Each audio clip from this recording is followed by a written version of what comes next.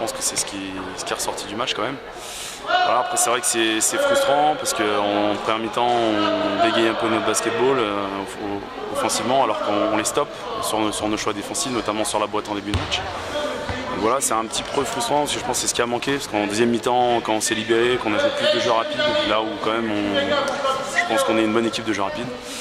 Voilà, donc c'est le basket, ça ne joue à pas grand chose à la fin, ça joue sur quelle possession, peut-être un peu plus de talent chez eux, parce qu'il y a un ou deux gros tirs qui partent, notamment de Turpin. Voilà, c'est un match serré.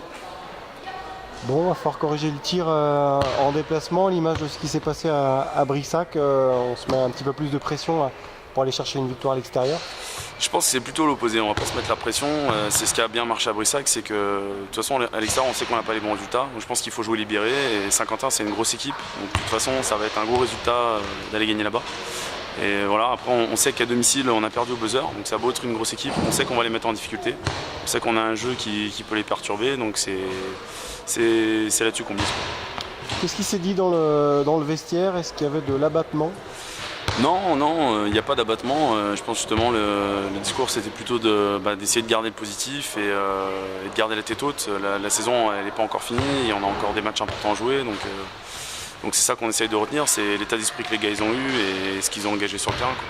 Bon, on parle plus de play-off, là on parle clairement de maintien, là c'est officiel. Là. Ouais, je pense qu'on peut plus parler de maintien, après on sait jamais, c'est pas encore complètement fini, et puis comme on sait qu'il y a aussi des histoires de pénalités qui traînent dans la poule, on sait jamais vraiment finalement à quel classement on est, c'est un peu la problématique de cette année aussi. Il y a beaucoup d'équipes qui sont au-dessus de nous pendant un temps, et puis d'un coup ils prennent les pénalités, ils passent en dessous, ça pourrait être le cas d'une ou deux équipes dans la poule encore, donc oui c'est clair qu'on est plus sur le maintien, après ça peut aller vite. Un mot sur le meneur Tito là, qui est arrivé il y a 2 semaines, même si on a déjà pu le voir à l'œuvre au Palais des Sports. Tito, je pense qu'il nous fait du bien, c'est un peu ce qui nous manquait, ce qu'on avait cherché avec Mike Mokongo, c'est-à-dire, alors même s'il est jeune, je pense qu'il a ce côté organisateur qui nous manquait, qui nous fait du bien, voilà, où il met de l'ordre dans notre jeu et offensivement c'est quand même plus structuré qu'avant, sous ses ordres. Voilà. Et c'est un bon complément, je pense, avec une doublette comme Malcolm qui est plus dans l'énergie, dans le jeu rapide, qui est plus un 2 qu'un 1. Voilà, je pense que c'est un bon binôme et c'est clair que c'est une plus-value pour le groupe.